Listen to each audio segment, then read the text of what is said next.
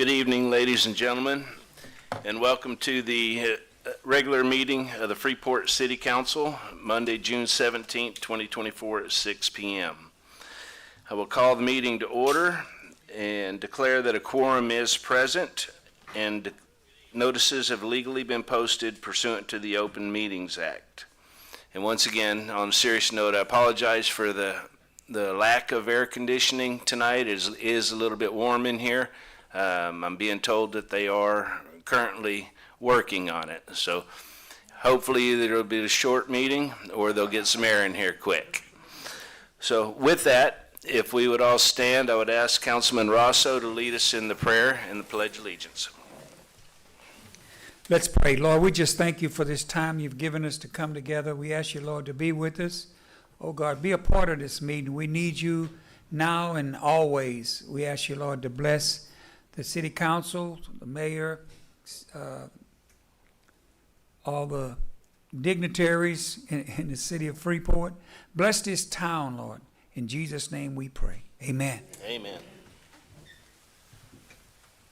Pledge allegiance to the flag of the United States of America and to the republic for which it stands, one nation, under God, indivisible, with liberty and justice for all.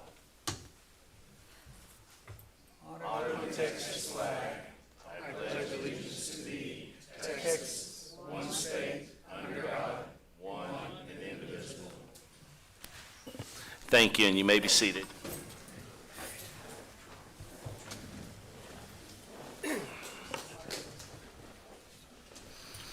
First item on the agenda is going to be citizens' comments. Citizens who have registered with the city secretary prior to the meeting being called to order and desire to address the city council will be heard at this time, or the time the item is considered. Each speaker is limited to 4 minutes.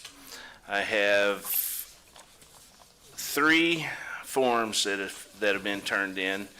Ms. Ware, I understand you want to wait till 6. So we'll start with Ms. Desiree Pearson.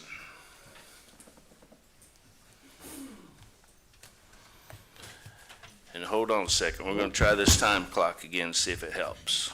I'm not going to talk long. Short and sweet. All right, ready when you are. Okay. I was wondering if we had any update on the felonies for Councilman Pena or his lawsuits. And also, it was called to my attention that Miss Pam Dancy finally went to the city and signed her letter after all that time of the wishy-washy back and forth with their carport. So very proud of Miss Dancy. Thank you. Thank you very much.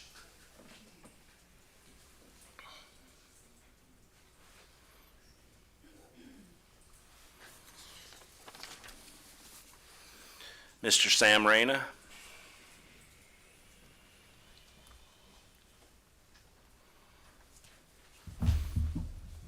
Mayor, Council, good evening. My name is Sam Reyna, and I reside in 2002 North Avenue G. It's about the Mayor Pro Tem, the Home Rule Charter, Section 3.05. At the meeting of the City Council at which the returns of the annual election are canvassed each year, the members of the City Council shall select on a rotating basis among the wards a member of the City Council who has been on City Council for at least 2 years to serve as Mayor Pro Tem until the meeting of the City Council at which the returns of the council election for the next succeeding year have been canvassed. Councilman Pena is the only member of this council that qualifies to be Mayor Pro Tem because of his 2-year tenure on the council. The rigid interpretation of the charter permits of no other interpretations. The charter's ordinance cannot be changed or modified unless the majority of this council adopts the amendment to the charter's ordinance, and then it has to be placed on the ballot to be approved by a majority of the qualified voters. The majority of this council has no respect for Councilman Pena and don't want him appointed as the Mayor Pro Tem. Well, I don't like him either. I think he's full of BS. and I didn't like what he done to Nicole. But all this infighting, ongoing and growing conflict between council members and Councilman Peña should come to a Christian halt. You have got to come together and move past your conflicts. Otherwise, you will always be divided. Unify, promote solidarity, and concentrate on your promises to solving our city problems. But please, don't start amending our charter on your own. If you want to amend some charter ordinance, use the proper channels. Above all, abide by the charter. Qualifications to be appointed Mayor Pro Tem, 2 years on the council. Thank you. Thank you, Mr. Reyna.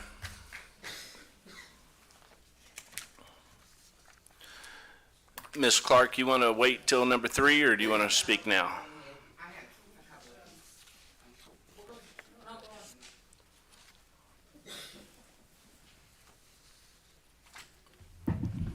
Carla Clark, 411 Sailfish.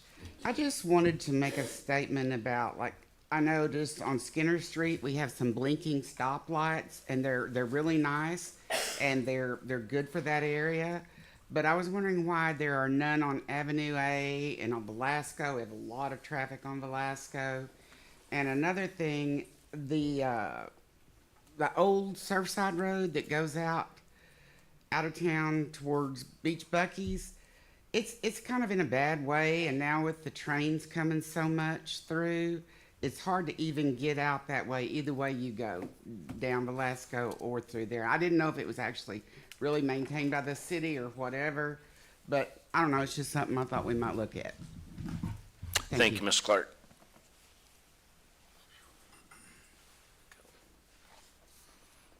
I see you, Nicole. Let me give you mine's gonna be real quick. It's gonna be nice.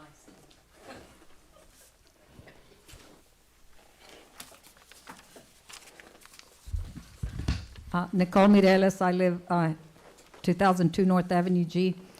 Number one, I want to say I actually took vacation today to go to the senior citizen function they had today there at this River Place. This is my second one that I've actually taken off from work to go, and those ladies are doing a fantastic job. I had so much fun. I actually danced, didn't I? He was there. Anyway, I really enjoyed it, and I hope they keep it up.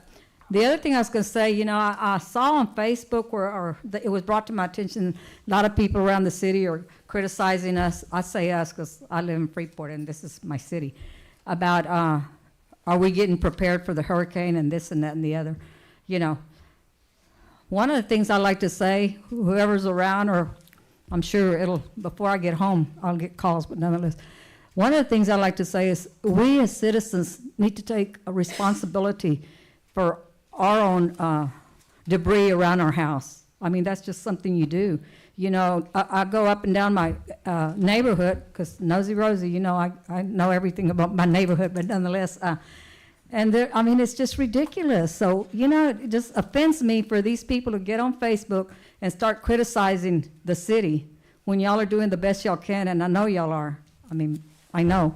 But nonetheless, I just wanted to say, please take, take care of your business at home and help. Let's all work together. You know, we can all work together. If you got big stuff, and it makes me sad to see some of the code enforcers drive around with their trucks full of stuff in the back of their truck. I know that's not the responsibility, but they do it. So I don't know what's going on. Here we go with the trash pickup or not, and it's ridiculous. I mean, there's just a lot of debris out there, and it makes me kind of scared with the hurricane coming in, if we get it. But anyway, that's all I want to say. Thank you. Thank you.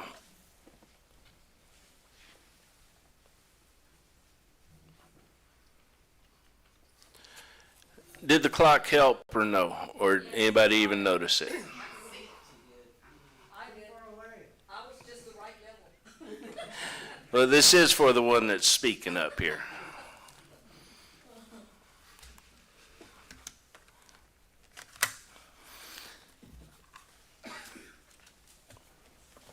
Yeah, put that there. Thank you. A lot of good comments. First off, we have the presentation of the Employee of the Month for the month of May.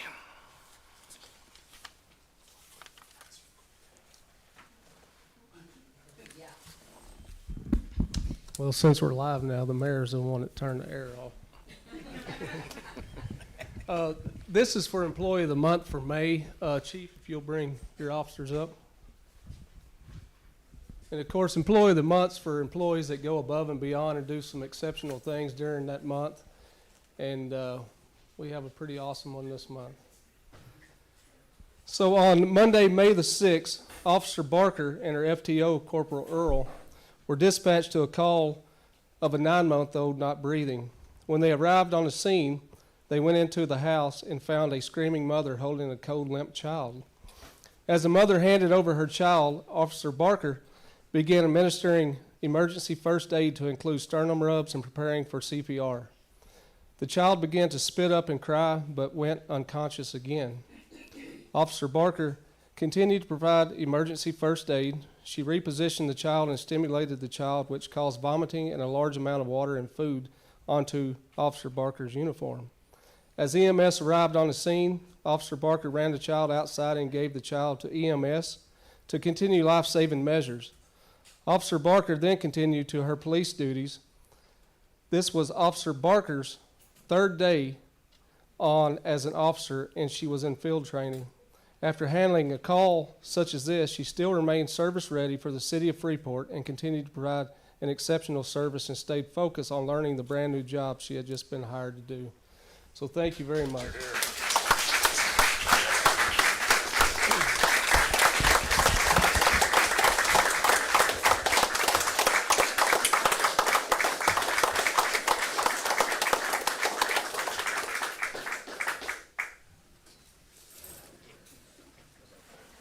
Give me a stool over the trophy.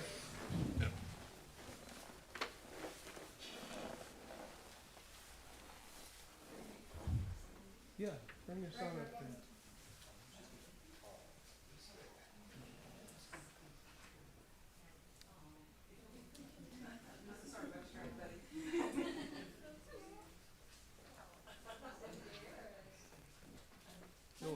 You want to stand?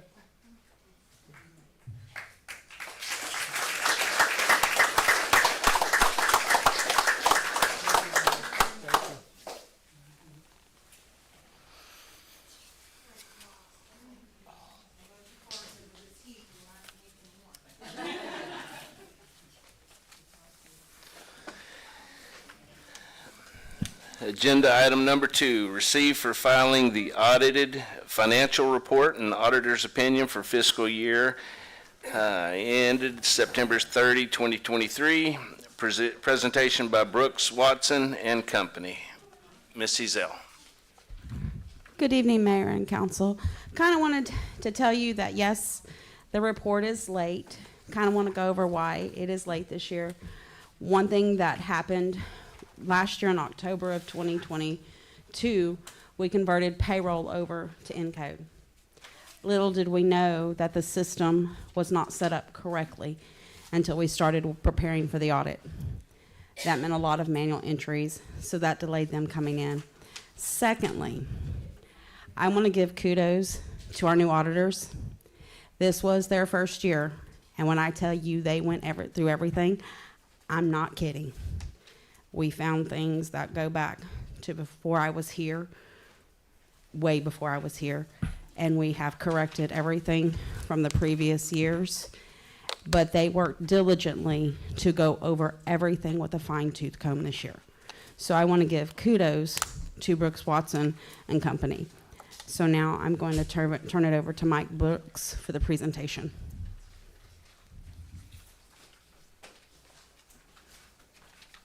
Good evening, Mayor, Council. My name is Mike Brooks, Audit Partner with Brooks, Watson and Company.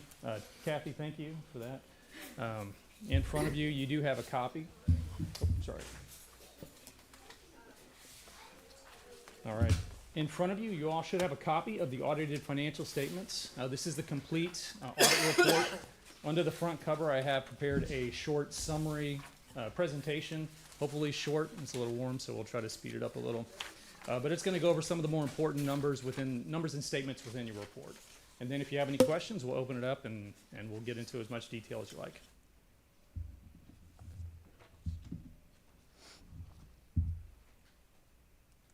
Okay, first, just want to give a brief overview of the audit process. The audit can be broken into 3 general phases. First being the planning and risk assessment phase. So this occurs prior to year end, typically during the summer. But we are performing a risk-based audit. So we are coming out, trying to sit down with department heads, various staff, evaluate internal controls, find out what's been going on during the year. So any new activity, new debt, capital projects, really trying to identify some of the more risky areas so we can tailor our audit procedures to focus on those areas. The next stage, this is the bulk of what we do. So this is the year-end field work. So this is after the books have been closed for the year. So after Kathy has reconciled all the accounts and closed out the books, we are coming in and auditing all material assets, liabilities, revenues, and expenditures across all funds. So if the numbers do meet our materiality threshold, they are being audited in some form or fashion. And the final stage is the conclusion and reporting. So this is the wrap-up of any findings that we did have, the journal entries that we give the city to post in the system to be in accordance with GAAP, and the preparation of the annual financial statements you have in front of you and the acceptance of those financial statements by you here tonight. Next, I just want to briefly go over the components of your annual financial report. It is a large report. First, we have the auditor's opinion, followed by the management's discussion and analysis. Then the basic financial statements, which include your government-wide fund level and notes to the financial statements. Then we have the required supplementary information, which includes your budget to actual for your general fund and your TMRS and OPEB information. Next is what we consider to be the most important part of your audited financial statements. This is our contribution as auditors. So this is our auditor's opinion. This opinion can have 4 possible outcomes, the best being an unmodified audit opinion, and the worst being a disclaimed audit opinion.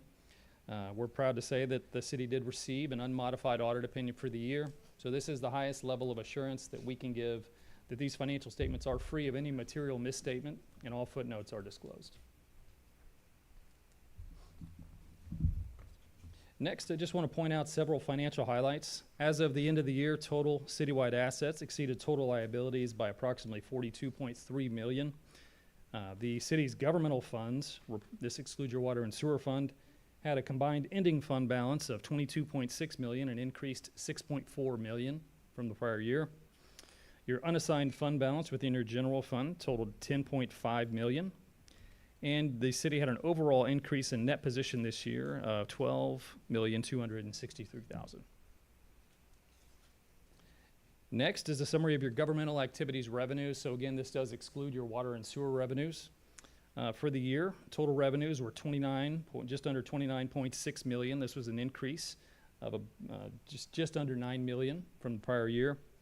The 3 largest being property taxes, which totaled $3.8 million, just had a slight decrease, pretty steady, about $15,000. Your sales tax totaled $2.7 million and had an increase of about $80,000. And grants totaled $1.5 million and had a decrease of $391,000. Next is a summary of your governmental activities expenses, which totaled $19.5 million for the year and had an increase of $2.1 million. Your public safety expenses totaled $8.9 million, increased $880,000.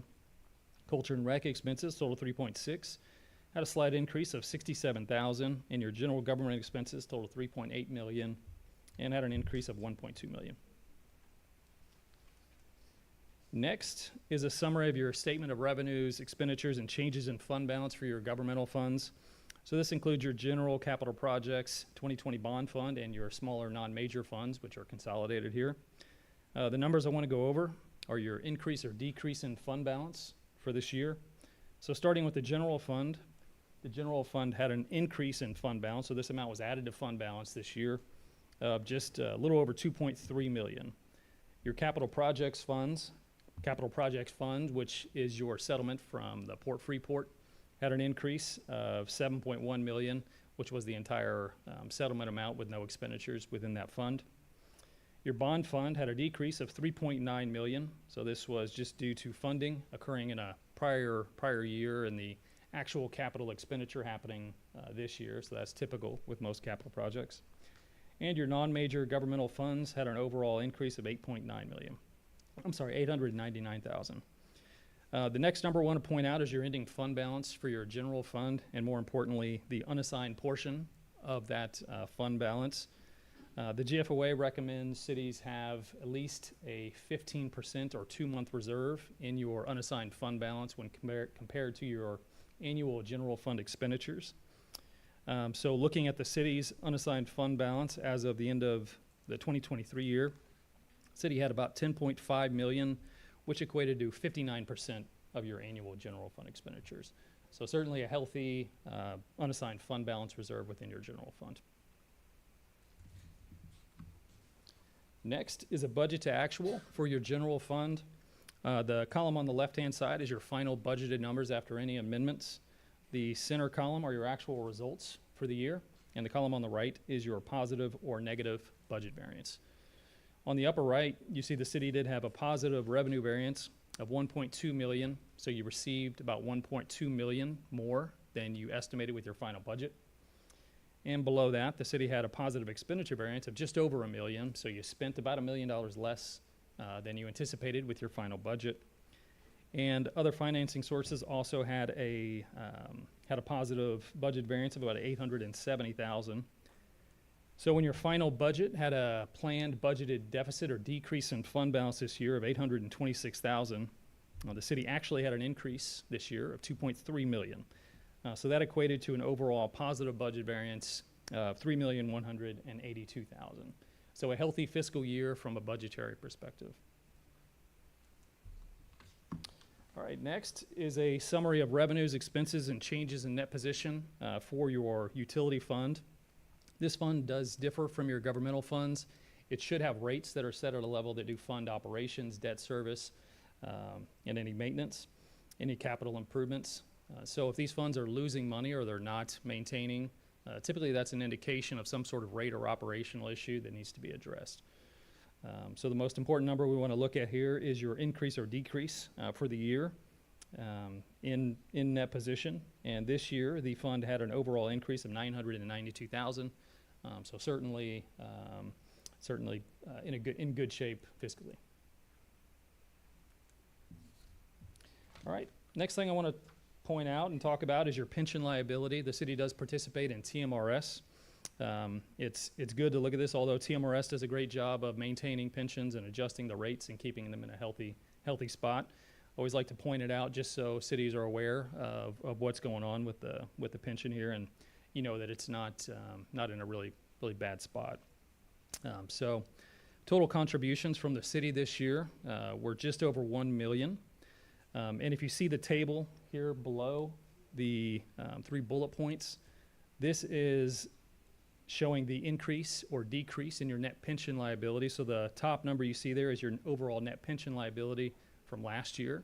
This is on a calendar year basis, so that number would be as of December 31st, 2021. The activity below that are all the contributions, net investment income or loss, and other adjustments. But the number on the bottom is your current year, or as of December 31st, 2022, net pension liability. So you see there was a pretty healthy increase there, just under 5 million for the year. Now the main driver of that is going to be your investment income or loss. They're going to have big swings in your investment income or loss as the contributions are made by the city. They're maintained by a TMRS and invested in various funds. So when the stock market's down, your pension liability is going to go up, and whenever it has a good year, it's going to go down. So you really don't want to look at any pension as of one single year, but you want to look at it over a time period. So we have pointed out the last 3 years here. So the city's rates, that's the city's contribution for the last 3 years, were just at 14.9%, 14.13, and 14.21. So very steady, so it's not going up, which would be indicative of an unhealthy pension. And below that is the funded percentage. So how much are in assets versus the total liability. This year was 80%, which was down due to that investment income. Last year was 92%, and before that was 86.6%. So anything over 80% is generally considered a healthy funded percentage as far as pensions go. And the city's, although it went up, is still in good shape. All right, and the last thing I'm going to talk about or just point out is that along with the audit of the financial statements, we do audit the city's compliance with the Public Funds Investment Act. So the city should have a written investment policy and follow that policy. Investment officers should attend training. And the city should submit quarterly investment reports in compliance with this act. And we've reviewed all that for the year. We did not have any findings as far as the PFA goes. So, all right. So along with your packet, there are 2 other letters that I provided you. One is our required auditor disclosure letter. This gives us an opportunity to discuss any issues we had with the completion of the audit. Overall, the audit went well. There was some delays at the beginning, but as far as just our interaction and cooperation with the city, everything went very smoothly. And the other letter is our findings and recommendations. So we did have a few things that we identified that we're sharing with you and the city as well. You'll see the city's city management's responses on there. I won't go over each of those individually, but if you had any questions, I'd be happy to talk about them. Council, do you have any questions? It's a lot to take in a brief presentation. I know, I tried to speed it up, but it is what it is.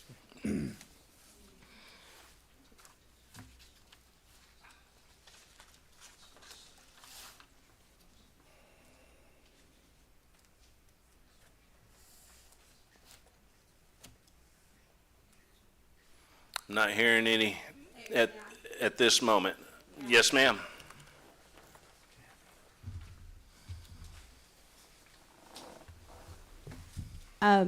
Just one other thing, that these financials show that the city is in good financial shape as of the year in 2023.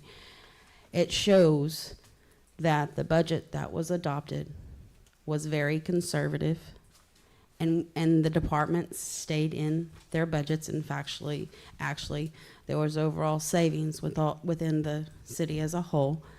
That attests to the hard work of the city's department heads. They put up with me, and me telling them no, but also that the revenues came in higher than were projected. This again shows that the budgets that are brought forth to City Council are done conservatively, and it takes a lot of hard work to produce those budgets, and then to end up with these results where we have quite a bit of money put into fund balance to help us fund the next fiscal years. Yep. Well, we appreciate all the hard work from everybody involved. Council, as you look through this packet, if you have any questions for Ms. Ezell, feel free to reach out to Mr. Petty, and he will get the answers for us. Thank you very much for your time and your hard work.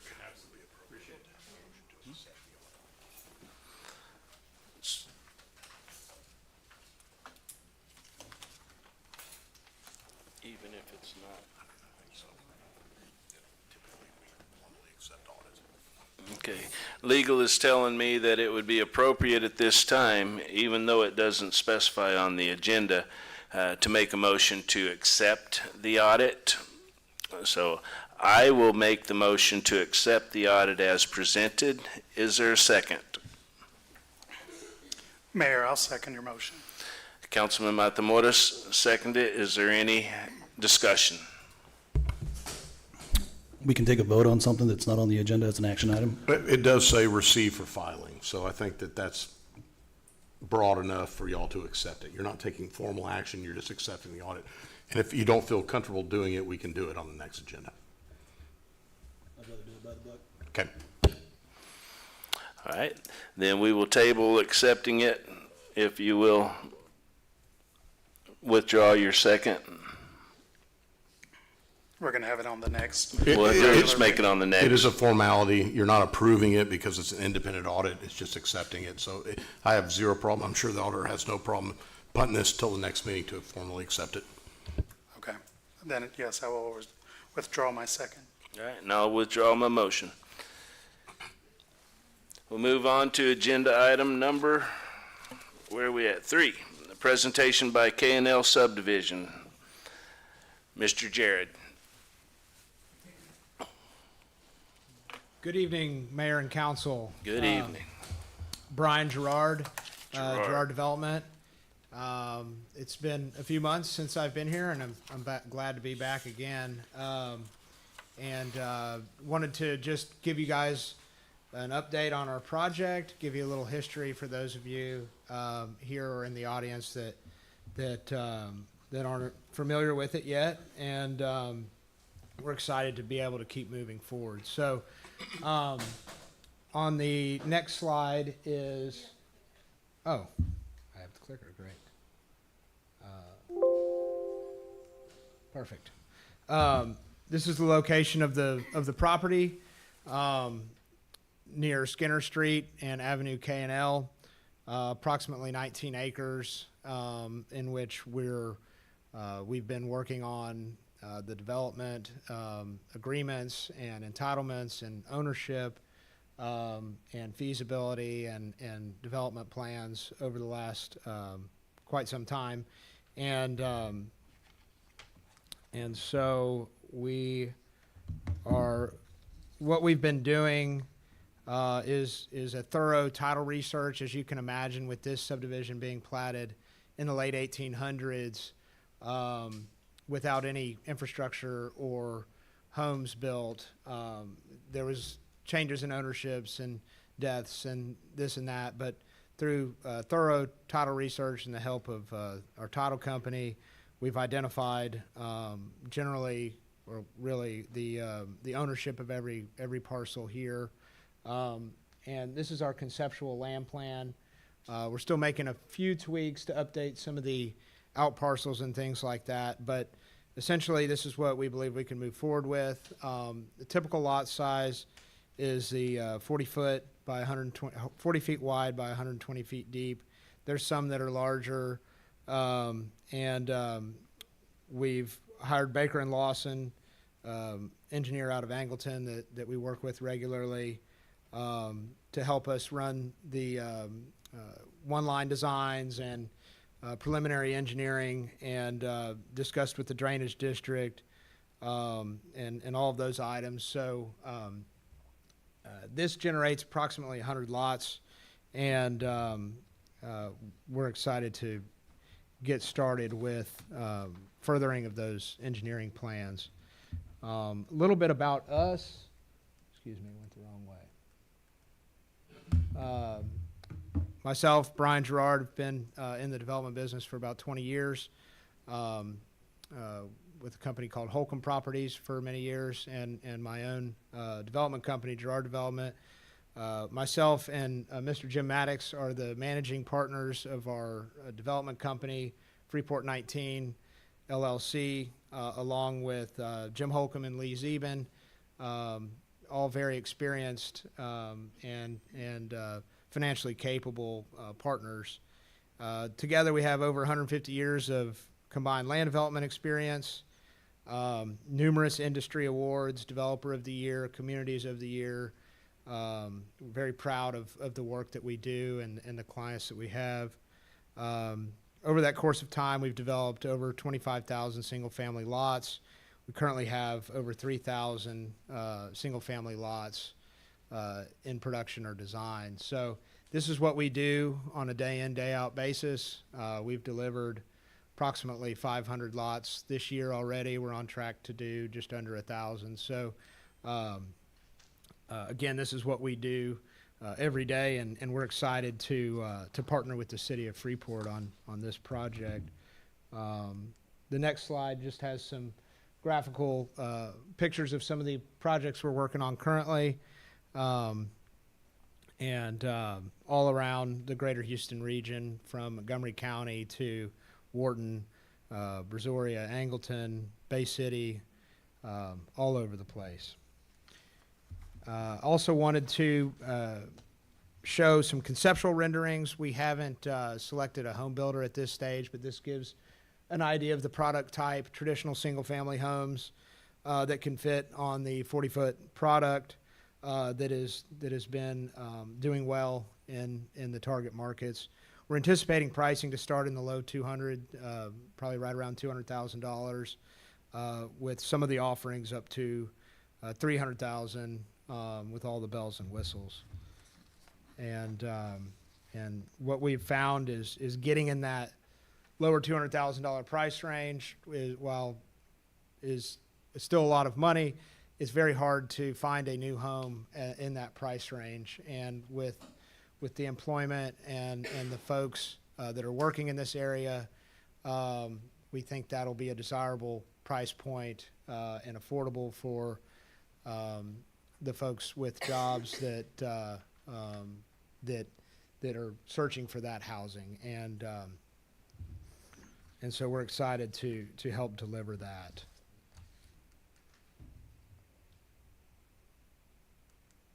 Just some pictures of some other local projects. This one is in Angleton, Riverwood Ranch.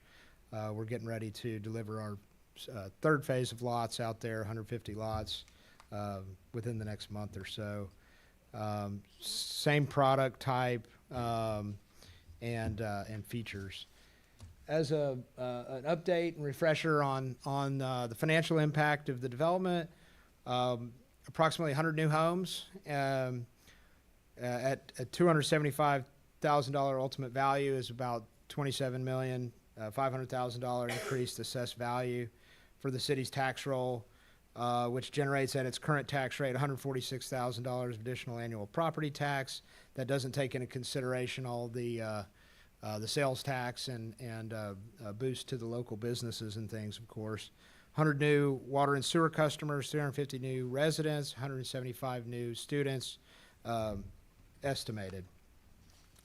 And our development schedule, given where we are now, we believe we can submit for permit by the end of August. That would allow us a couple of months for agency review. We can begin construction on or around the end of October and deliver lots by the end of the first quarter. And we're anticipating that home building period to run from April 2025 through December 2026 at about 6 to 7 homes per month. So that's a pretty quick overview, but I'm happy to open it up for any questions that I can help address from the council. What is the address at that Riverwood Ranch location in Angleton? The current, there's a model home at the address is 1 Riverwood Circle Court. How about that? If you're interested, and again, we have a number of projects around town. That one's probably closest to the city here. That way, if any citizens want to venture and look at the product that these folks are proposing, you can get an idea of what it would look like. Yes, sir. Council, do you have any questions?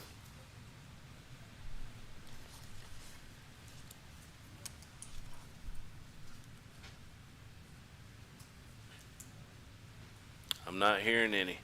Mr. Gerard, thank you for your time. Thank you all. Hope we can get moving on this. We look forward to continued partnership with you all. Good evening.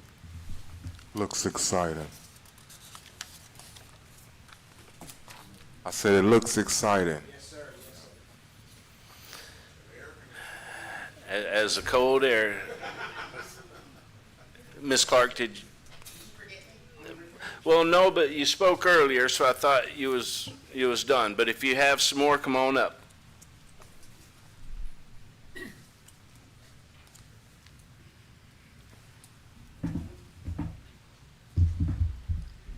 Carla Clark, 411 Sailfish. We have on your form there on your presentation that construction would start 10/24. Lots would be, developed by 3/25, and homes started at 4/25 of next year. I mean, we still haven't decided who the builders would be. I mean, the address you gave us was a model home, but not the builder. Is that correct? That is correct. And, I mean, who is funding this? Where is the money coming from? You are the developer? Are you paying for the development. You are paying for 100% of the streets, water, sewer lines, and property. Is that correct? Okay, and how much are we paying for the land? Or, I mean, it's an EDC property, I know, so you're, This property is a city, and there will be a development agreement that we will have with these guys. but we don't know those numbers But yet. we have not. So I don't really see how we can do all this by October. And it's gonna be in our budget for 2020, our 2025 budget? Yes, I understand we're not voting, we're not making But anything. It's a tight window on that. This is simply a presentation. Okay. Thank you. Thank you.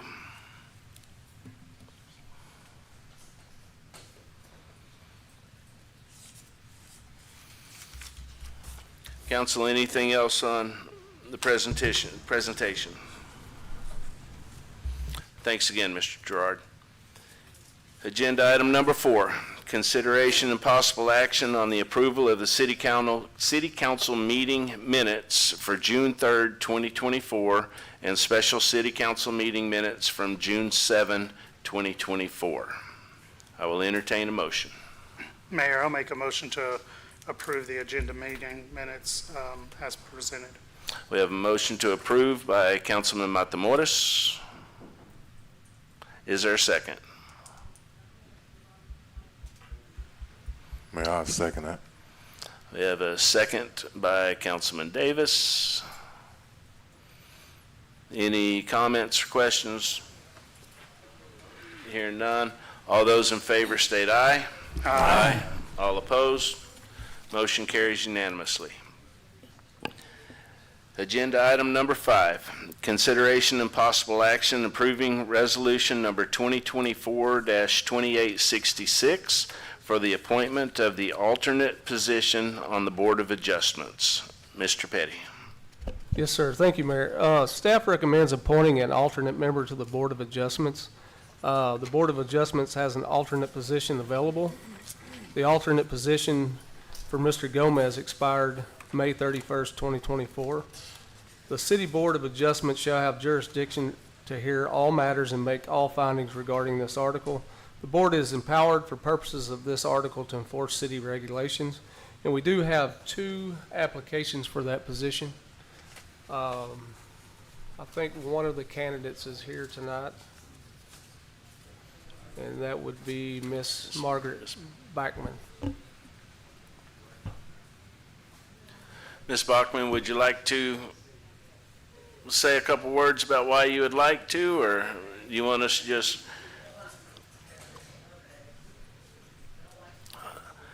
That air conditioner feels amazing, too. What'd you say? I said, and the air conditioning feels amazing. It does, it does. My name is Margaret Bachman. I reside at 96 Dolphin Lane. I feel that any city government needs to have people that are willing to hear both sides, and that's the type of person that I am. I've always wanted to hear both sides of every story before I make up a decision, and that's why I feel that I would be a good candidate for the alternate on the Board of Adjustments. Thank you very much. Thank you. Although I don't see Miss Woodwicky, is she around? Is she hiding somewhere and I just don't see her?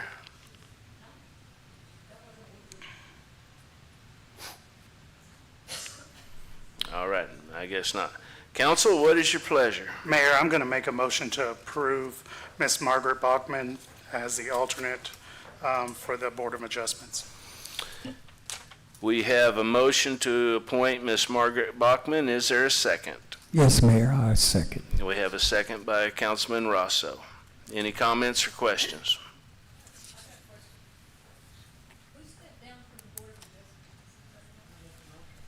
Mr. Gomez, he was an alternate, and his term expired.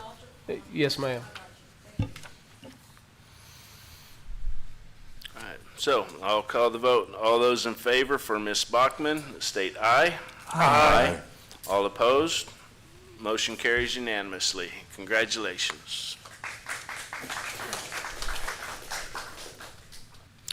Agenda item number 6, discussion and possible action of agreed sales price for parcel 1 and parcel 2 for $71,600 for Miss Lucy Ware. Good evening, Mayor and Councilman Attorney. But the last time, I was here 6 months ago, and everything's changed since then. So I sort of wanted to explain a little bit of what's going on. Can you pull the mic down a little bit more? Better? Thank you. Okay, so I was here 6 months ago, and I wanted to explain what was going on because it's changed since then. Y'all have changed. So I brought these so y'all can see. And I brought these.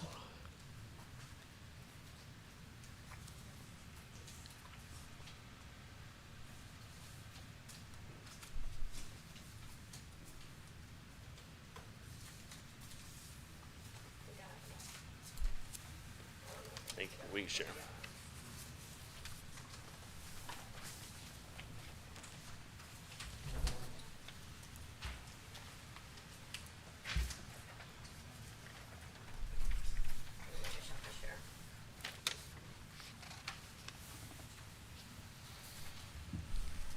So in the red is what I'm trying to acquire. Some of it belongs to the city and some of it still belongs to the Velasco Drainage District. And whenever I pulled whenever we went to the title company, they said the deeds and the legal description, none of it was matching. So I've had 2 surveyors look into it and they're both saying the same thing. So I talked to you, Mr. Olson, and you were gonna look into that to see what we could do to get it to match. And the last time I came here, I had offered $45,000 because I said that if y'all see on the one that I wrote all over, there's the BWA has an easement. And on that easement, I talked to BWA to find out how far to build from there. And the surveyor was telling me 20 feet. So that's why I was saying it's less property than I'm originally getting. So it's like a 60-foot lot, but turns into really like a 40-foot lot. But when I talked to BWA, they said that the person that makes the determination is the city. They said they won't tell me, but if I do build on there within 20 feet and they have to come and do anything, they can make me move whatever I need to move. So they said, we can't tell you where to build. We can't, that's the city's gonna be the one to do that, but we can tell you that if it's a problem, we need to get in, we're gonna get in. So so they said, we would recommend you 20 feet, but we can't tell you.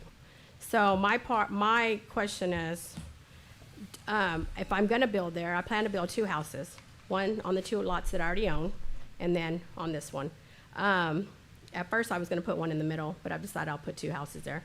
I also got a property that sold right here recently, because y'all were doing, from the old appraisal, it was $5 a square foot.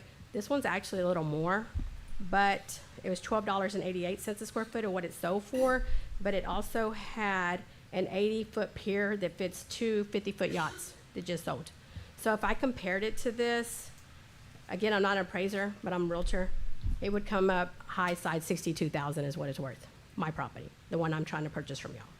So with that being said, I wanted to offer y'all, last time I offered y'all $45,000, I wanted to offer y'all $55,000 now. Y'all are trying to sell it to me for $71,600. I would like to try to get this taken care of tonight if possible. I've been trying to do this for over 2.5 years.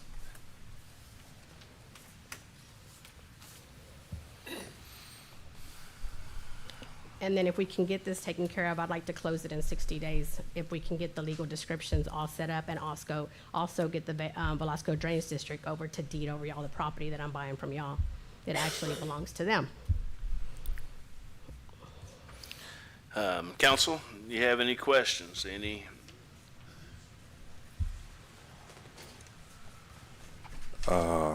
Lance, do we got any information on anything prior, what they had discussed earlier? I have some information right here. I have the copies of the last minutes.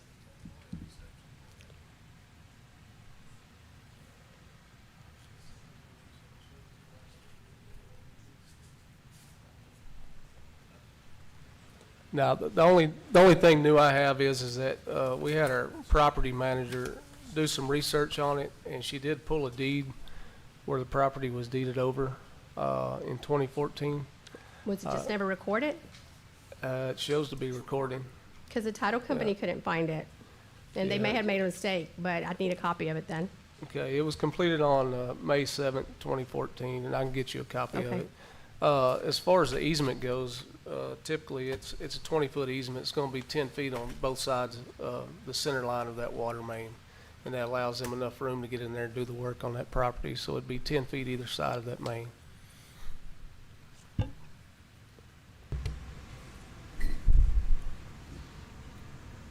I have a couple of questions. I'm looking at this, and I know that we already discussed this and came to the value previously, and Can I say something real quick? On the value, if you read this, what the appraiser said, it says, subject to a survey depicting the location of the BWA waterline easement and abandoned storm drain traversing the property. The value contained herein is subject to change based on their survey. well, thank you. I'm more concerned about this easement and the functionality of it all, whether it's being used now for any meaningful drainage or might be available to the city going forward, because I know we have a lot of drainage issues.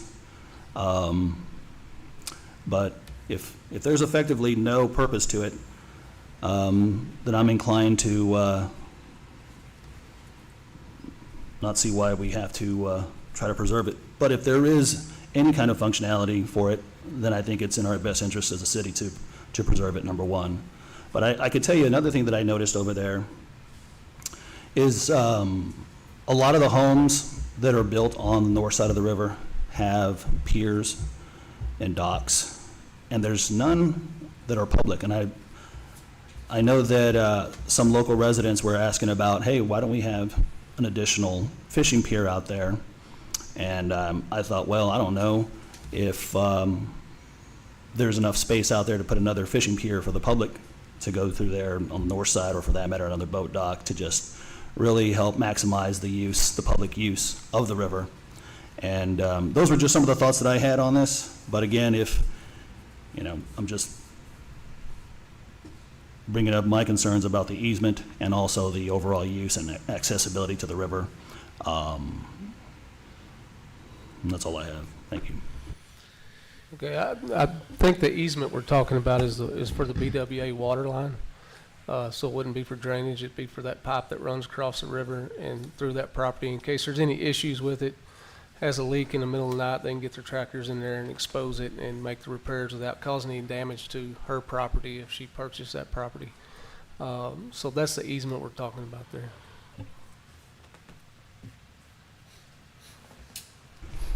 So we're talking about $5,000? Is that the difference? What's the difference? No, it's, well, for all of it, 71,600 is what y'all said y'all would sell it to me for. 71,600, and I offered 60, well, I can do 65,000. So 65, what, 9? 6,000. About a little over 6,000. 6,000. Mm-hmm. 6,000. Ms. Ware, in our packet that's available to the public, is this your signature and your initials agreed to the 71,600? It is. Okay, and it's On the your- contract that I signed with Mr. Kelty? Yes, it is.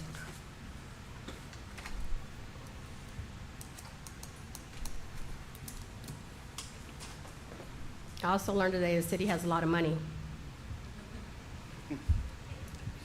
with a lot of responsibilities.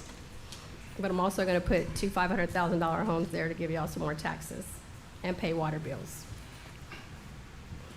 Mayor, I'm inclined just to leave it as is, unfortunately. I mean, we have a agreed upon price with the signature. Those are my thoughts.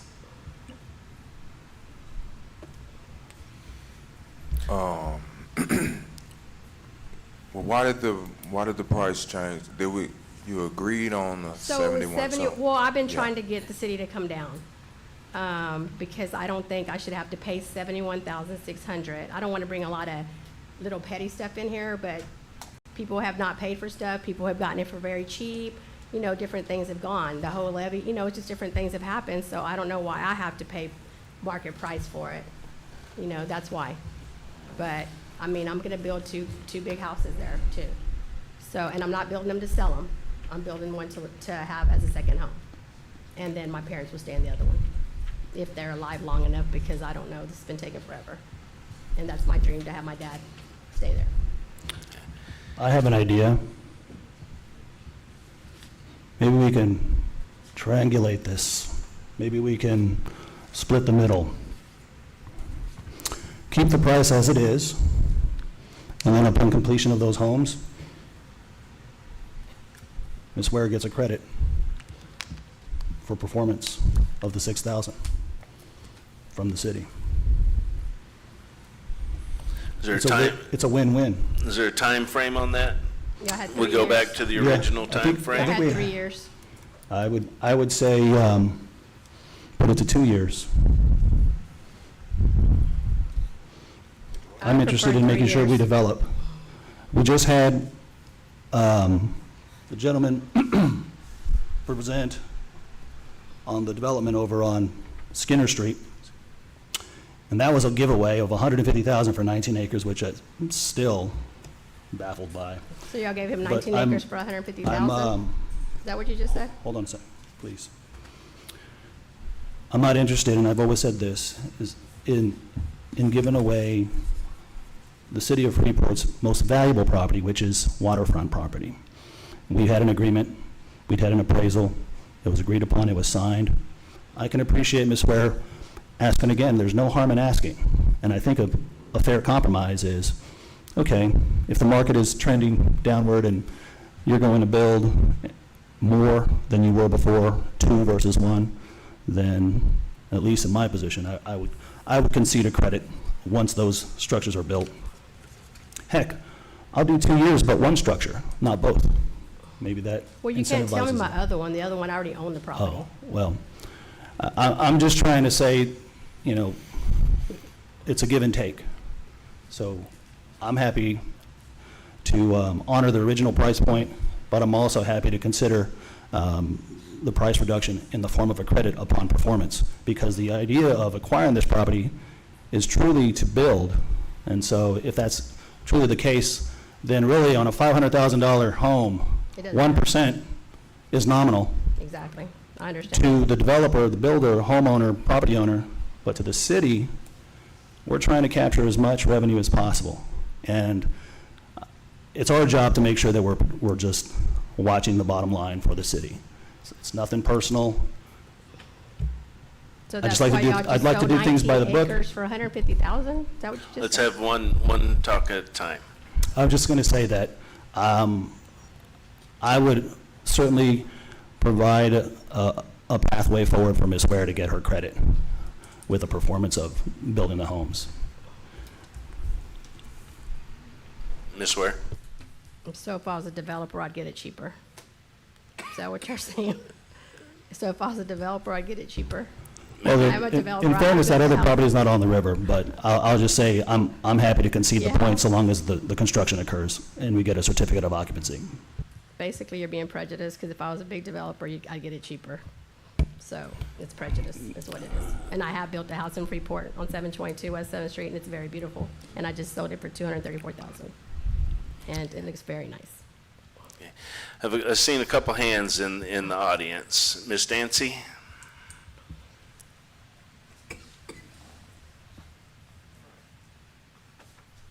Yes, I'm Miss Dancy. Good evening.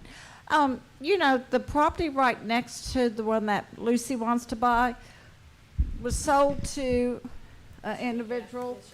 Yeah, I didn't want to say his name, but was sold to him, and in that contract, it said he had 3 years to build something, and he got a very good price on that, and he hadn't built jack, just a driveway. So if we're trying to collect money for taxes, then why aren't y'all on top of him of not building on that property? I'm curious about that. I've asked this before when Kelty was here.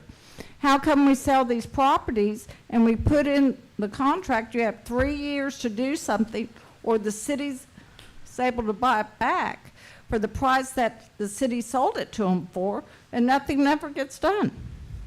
And here she's going to build, and we're going through all this, and we're letting a man have a piece of property for $45,000, and he hadn't built jack.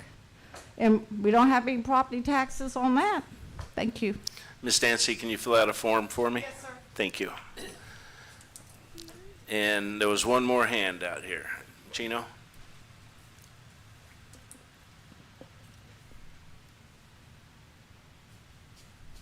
She stole my thunder.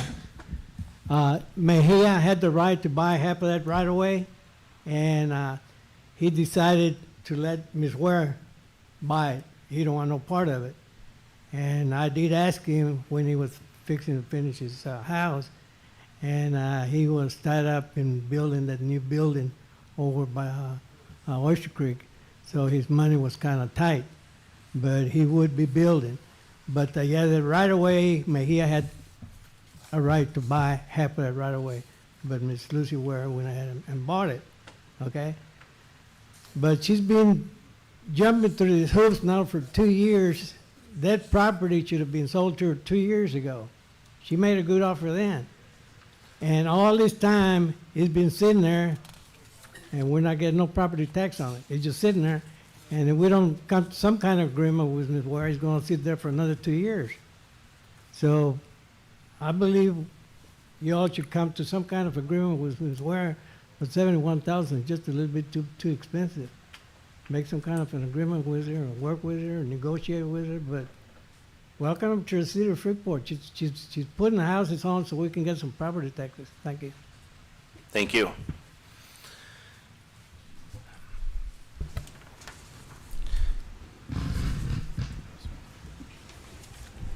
You know, one of the things whenever we were originally negotiating this, one of the things that really pushed me to go ahead and accept it and let's move on was the fact that you were telling us you were going to start building immediately. Yeah, and I am. I already have my house plans done. That was 2 years ago. Yeah, I mean, I have my house plans done. I mean, y'all are the ones who are changing up there.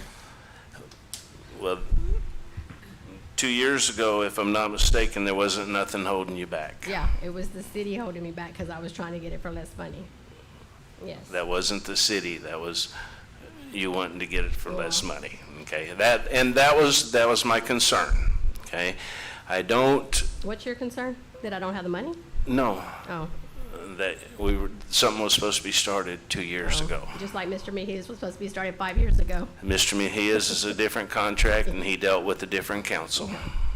And I'm dealing with a different council now because it's not the same That is one. correct. Okay. I don't completely disagree with what Councilman Pena said. And if he were to make the motion, I would probably second it, that if you pay the price that was initially negotiated. It wasn't negotiated. It was the price that the appraiser came at. But it was never negotiated. It was the price certainly that the council had agreed to Yes. sell it, Yes, using the information from the appraisal. yes. So the negotiation was in the form of utilizing a professional appraisal, so there wouldn't be any bias or, for that matter, ignorance in a real estate domain, when that's why we hired this professional to provide that number. Council leaned on that, we voted on that. I'll make the motion that we keep the value at $71,000 with the incentive of a 2-year build of any of 1 or 2 or 3 structures, at minimum of 1, and then at the completion of that, we give the $6,000 credit. I'd make that motion.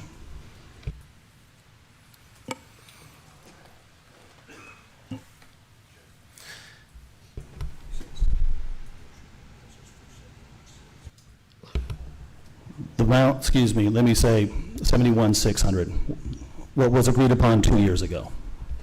I agree with you, Mayor, on the timetables. All right, I will second that motion. Council, is there any other discussion? How long is it going to take to close it? How long is it gonna take for y'all to get paperwork ready to close? Mr. Petty? We're just talking about drafting a deed with conditions, so we can have by the end of the week. Okay. Council, any other questions, comments, concerns? Yeah, I do have some concerns. Are we ready to go down this slippery slope where everybody who we've sold something to wants to come back and ask for a rebate? Well, don't give me a rebate. I'll pay 71.6. It's not a big deal. Don't give me a Okay. rebate. Well, if Ms. Ware just agreed to just paying the 71.6, then there's no need for a motion, and we can move on to the next topic. Yep, we sure can. I'll just call Carlos and see if he wants to loan me some money, the money That's y'all fine. gave him. So I'll retract the motion and make a motion to move on, or table. And I will as well. No motion on number 6.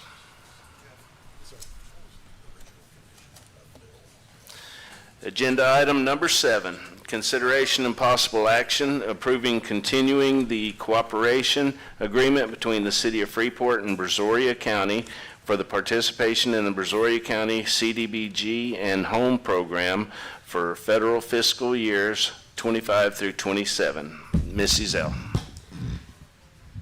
The city of Freeport has historically participated in the Brazoria County CDBG and home programs. The county has to requalify for the Community Development Block Grant and the home program funds from the U.S. Department of Housing and Urban Development for fiscal years 2025 through 2027. The city in 2022 received $250,000 for sewer line replacement on Avenue H and Avenue G. This year, we've applied for $200,000 through this program to install Insta-valves in the water system. This is something that there are a bunch of cities in the community that do participate. We participate, so every 2 years we get funding. The only downfall to this is it does not allow us to apply on our own to the CDBG program. But pretty much the county gets it, and then it allocates it to all the cities that are participating. It is our recommendation that we continue to participate in this program. Thank you, Ms. Ezell. Council, you have any questions? I have a question, Mayor. Yes, sir. Mrs. Zill, if the city were to pursue their own independent cooperation agreement, is it your estimation that we would, number one, get approved, and number two, potentially gain more monies? Yes and no. The issue with CDBG is they are a point-based system. The county, it's pretty much guaranteed that they're going to get this funding every 2 years, and every 2 years the city will see funding. If we go out on our own, it's less likely that we will get the funding that they are getting because of the fact it is a CDBG funds are done on a point-based system. You have to have certain qualifications to meet, certain projects that meet their qualifications.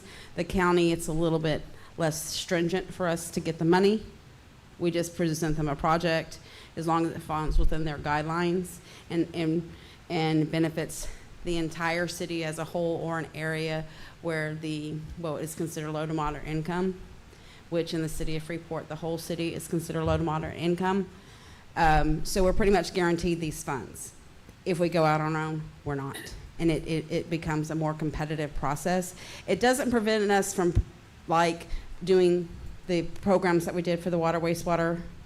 Those are different programs than the CDBG funding. That's how we got the $5 million for the wastewater treatment plant and the $5 million for the sewer line.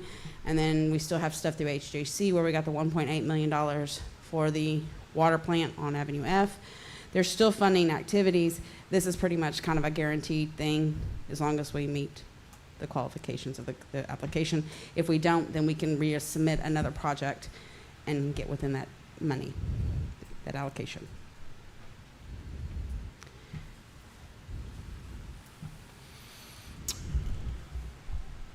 I have no further questions. Makes sense to me that we stick with the county. Council, any other questions, comments? I'll make a motion to approve. And I'll second that motion, sorry. Councilman Pena made the motion. Councilman Matamoros seconded it. All those in favor state aye. Aye. All opposed? Motion carries unanimously. Thank you, Mrs. Zell. Agenda item number 8, consideration and possible action to award the bid for the installation of the electrical service at Fire Station number 2 to Danford Electric in the amount of $48,662.66 and allow the city manager to sign the contract. Chief Motley. Mayor and council, tonight we bring before this, we had to do a sealed bid process on this because it's above 30,000. So this is for Fire Station number 2 to continue forward on getting electricity run to it as we're doing the other project as well with the engine base. So my recommendation to y'all is for Danford to be awarded the electrical agreement on this. This will be to the new building, correct? Yes, sir. All new service from the pole to each building.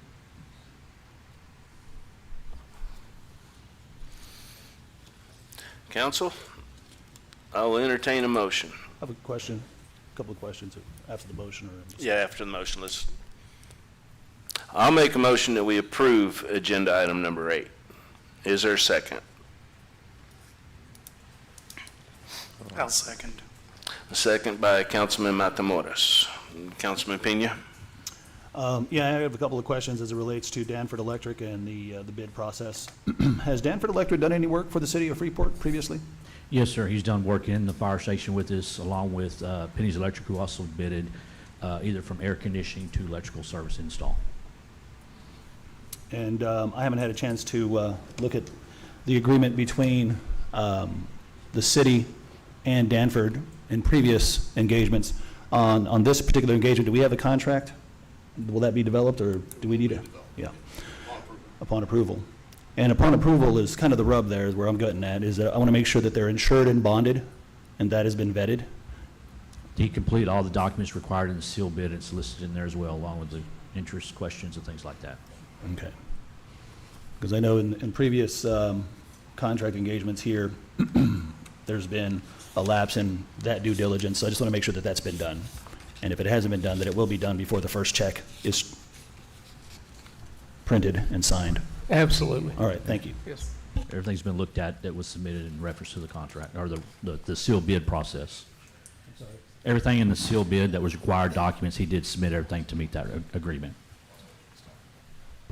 Thank you. I just want to know that when the sealed bid is reviewed, if the credentials are actually vetted for veracity. It was from City Hall and myself as well. I looked at it separately as well. Thank you. Council, any other questions? I'll make a motion. Motion's already been It's made. right up. I'll make it. Hearing none. All those in favor state aye. Aye. All opposed? Motion carries unanimously. Thank you, Chief. Mayor and Council.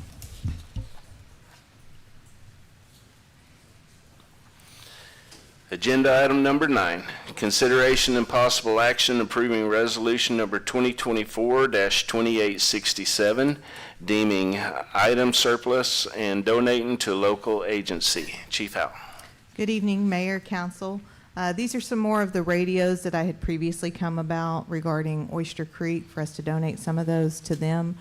We still have some of those additional radios, and in having some recent conversations with Surfside PD and Surfside EMS, realizing their need for radios, we want to deem these items as surplus to be able to give them some to help with better communication, because we do currently dispatch for Surfside EMS, and due to lack of radios, it's come up with some issues before. Now, are these being donated to Surfside or to Oyster Creek?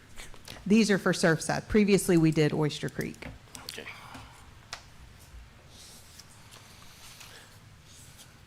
Council, any questions for Chief? Does anybody donate any of their materials to the city of Freeport? Not since I've been here, but we haven't asked for anything as well. Okay. So we generally go after for the grants, which is how we obtain these radios. And then once they hit end of life, Then we go after a grant for an updated radio, and then if we can give those to smaller departments. And I don't know if this is specific to this particular agenda item or maybe just City Management 101. Typically, on any surplus items, we've had auctions before, right? And so that money goes where? To the general fund? And so I'm curious why we wouldn't want to try to do the same and maybe have it just return to the police department's budget.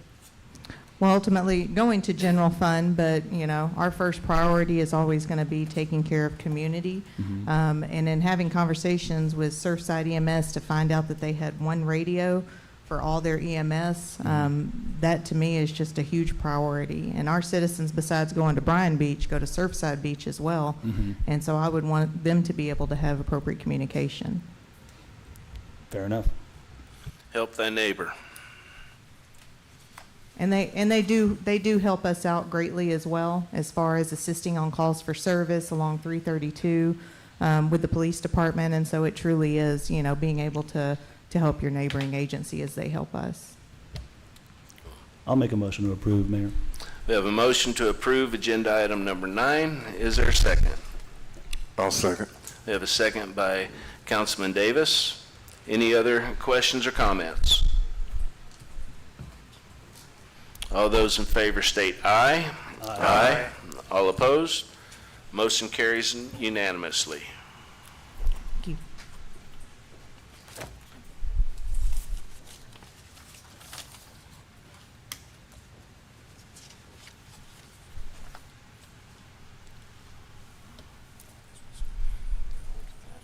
It's kind of interesting. All right, we're going to start our work session with Ward B, Councilman Davis. All right. First of all, we just want to thank everybody for coming out. I want to congratulate you for stepping up and, taking the challenge, being a part of the team. We need more good citizens like you. All right. And I appreciate everybody. The last 2 meetings has been kind of calm in here. So the citizens coming up and coming up with respect, and I think we'll get some things done, better like that. I did have a question for them. Who polices the 2-year, 3-year, what we were talking about? Is that something for me to ask later? Or I would like to find out, like, when people come up, because, that's little things that we can clear up, when people get a contract and say we have to do something in 2 years, and then they come back and say that, so, I don't know. Yes, sir. City staff will keep up with that. It's in a signed contract and agreement, and then we'll have it put on a calendar where we're keeping an eye on things and following up on it. Like the other gentleman they were discussing, I'll pull that file tomorrow and see where that stands and get caught up on that situation. Yeah. Well, that's one thing we want to, get touch on, and let it known that that's not this council that done that, but anything come in, contracts from here on out with this council, I would hope that we take care of that and hold people accountable to their word. But just thank y'all for coming out and being here with us. Thank you, Councilman. Councilman Matamoros, Ward C. Thank you, Mayor.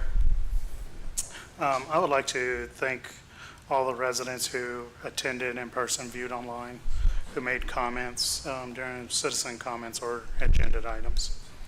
Thank you. I would also like to congratulate Ms. Bachman for stepping up and volunteering her time to our boards and commissions. Truly appreciate it. I do know we still have a couple of open positions within our Main Street. So if you are interested in volunteering your time, effort, please turn in an application.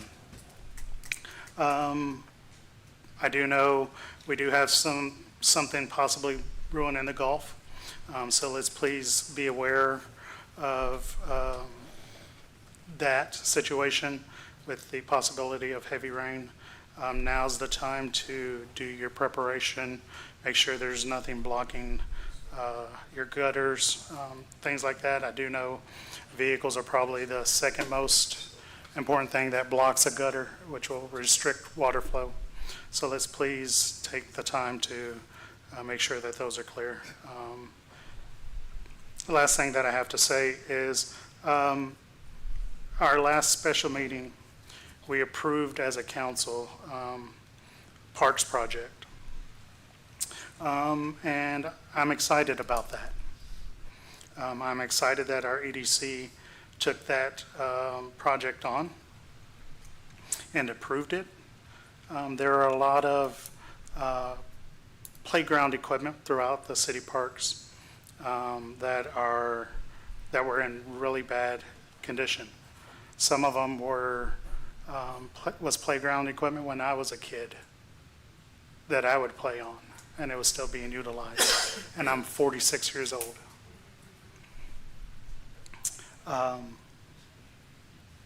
And so I'm excited to see the new equipment get put up. I'm excited that we are taking care of the youth of our city, and that we are, our EDC is making this investment into this, which will make it easier for them to bring more families who see nice parks and things like that. And it'll make it easier on us to get more developers who want to come and build. And with their help, they can also help improve our parks and then our infrastructure.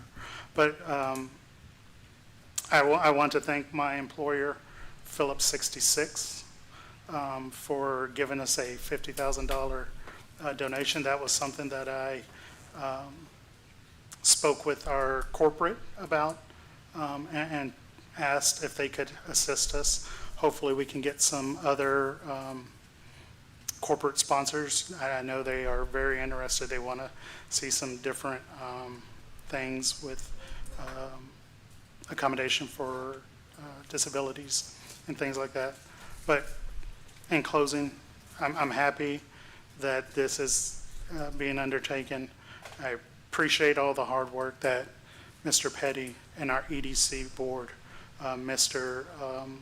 and our executive director of the EDC, Mr. Robert Johnson, put in this project, and I cannot wait to see the fruits of all that labor with phase 1 and hopefully a phase 2. That's all I have, Mayor. Thank you. Thank you, sir.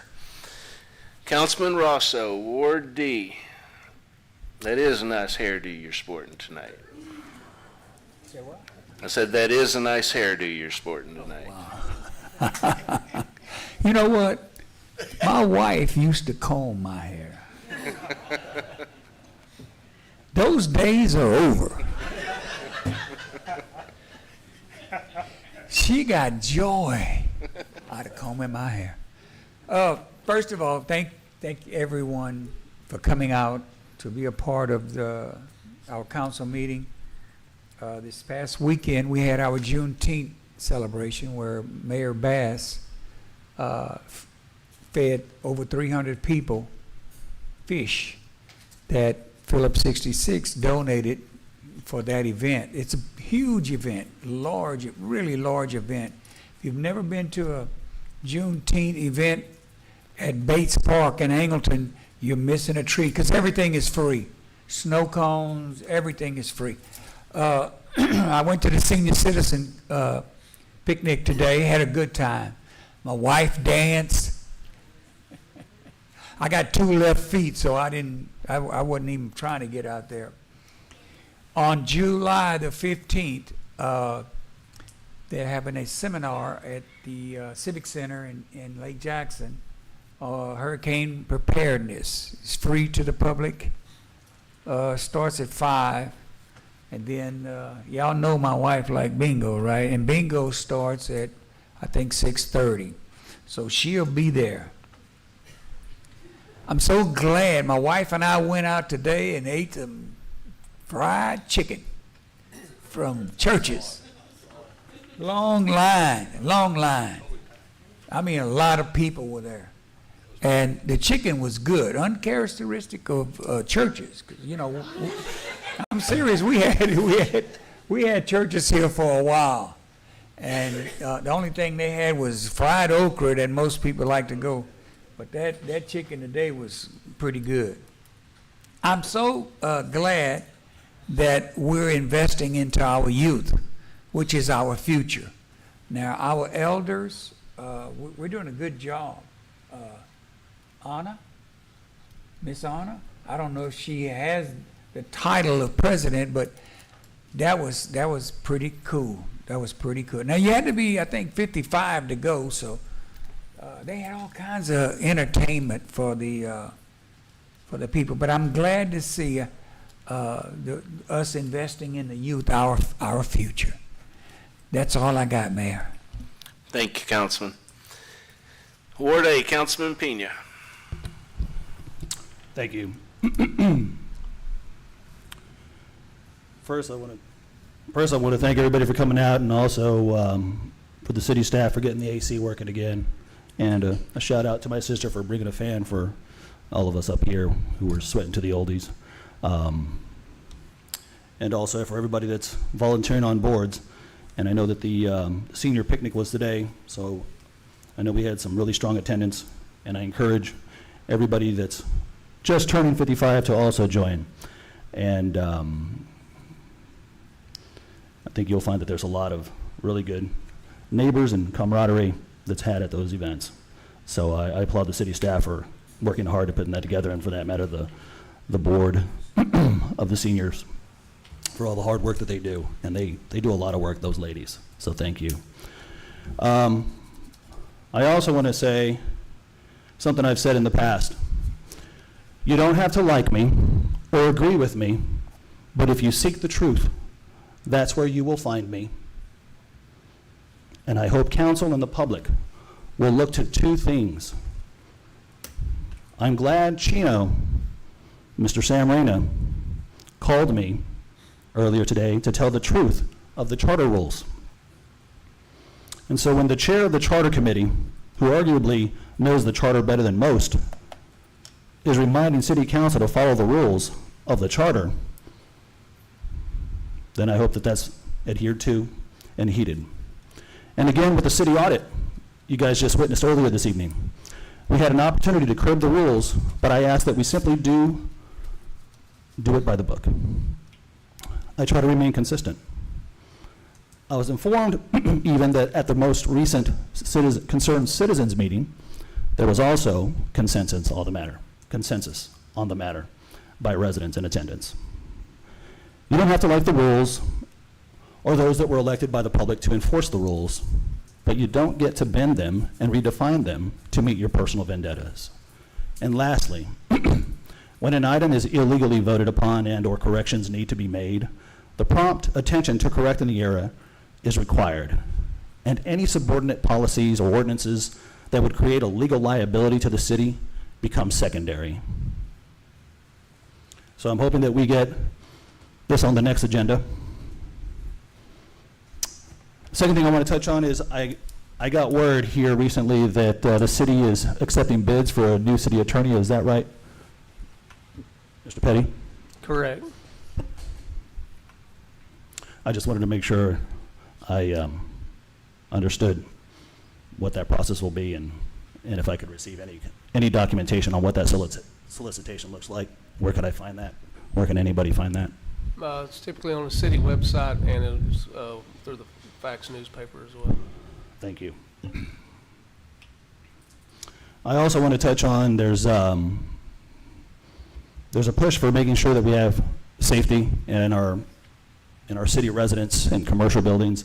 And I know that here recently we had the EDC building demolished, at least the front and the back and the roof. And the sidewalls were still up.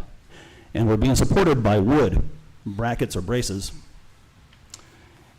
the curious thing is that it was brought to my attention by just a passing resident who brought it to my attention within the first 10 seconds of them laying eyes on that, and that the wood was untreated wood. It's an outdoor project. It's supposed to be storming here, as it always does, hurricane season. I would just think that we would have had treated wood on there to make sure that that wood is not compromised, or for that matter, the support that that wood is supposed to be providing. And I'm hoping the EDC is listening to this. Lastly, second to last, I'll be releasing the reports that I requested, and I want to thank the city for providing those, that reflect that brass tacks, in fact, did owe over $250,000 to the city of Freeport. I promise you, 4 law firms agreed. The money is owed. Don't be misinformed by the brass tacks clan. An attempt to distract and misinform the public is their goal. I can assure you many members on Concerned Citizens are the ones that actually provided the council with the information to investigate. We were simply the messengers, as we were elected to do. Some of those very members of Concerned Citizens were here earlier tonight and are still here. And another thing, there are no felonies against me. I've only been investigated and charges have been made. But like all Americans, you're innocent till you're proven guilty. And I will have my day in court to prove my innocence. And on a more serious note, I would like to request the censure of George Matamoros, as he has demonstrated perverse, unstable, and lack of self-control during the closed session of the last 3 council meetings.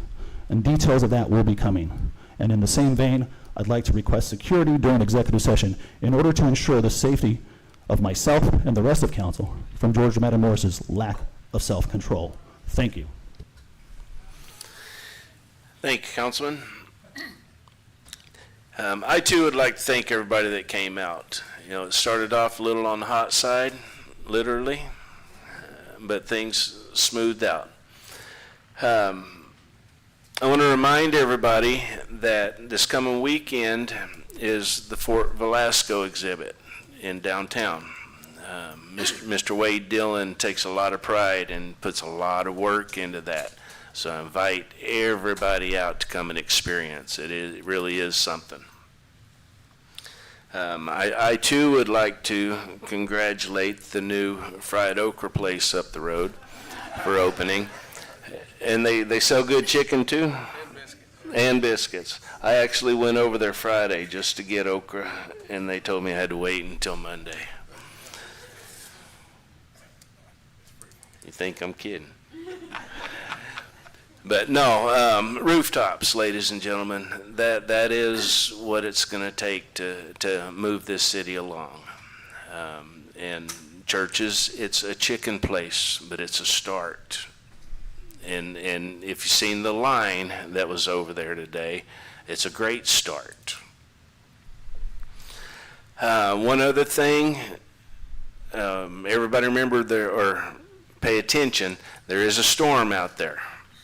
At this point in time, we don't know if it's going to be a rain event or if it's going to be a named storm, or where it's going to go, what it's going to do. So start getting prepared now. There's nothing worse than waiting until the last minute. So that's all I have. Yes, sir. As far as the storm goes as well, Public Works has done their due diligence, being ready in time for the storm to come in. We do have the bypass pumps setting out already.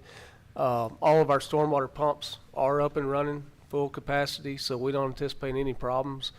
But we have taken the liberty to get everything up and ready to go ahead of time.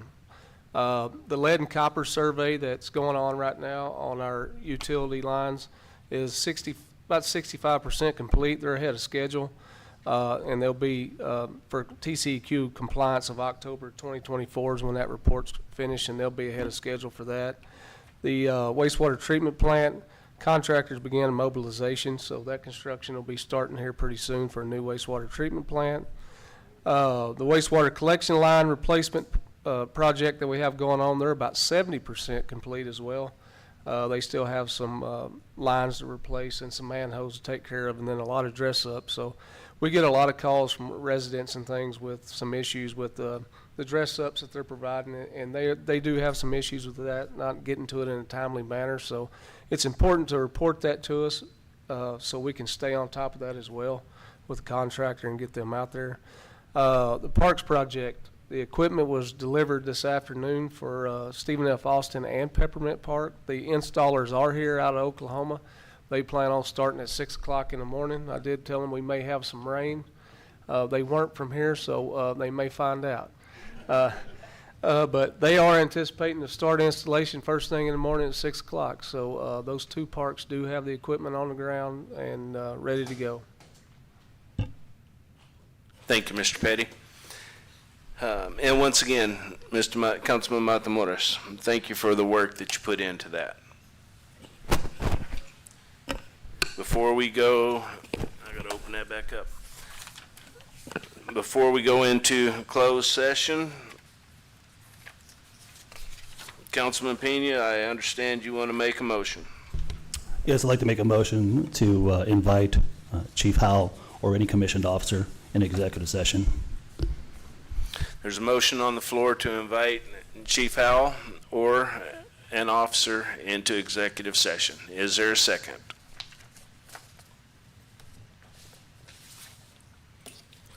Council, is there a second? Motion fails on lack of a second. With that, it is now 7:38. We are closing the regular session of this city council meeting and opening the executive session regarding deliberations about real property. Discuss the old City Hall, 200 West 2nd Street pursuant to section 551.072.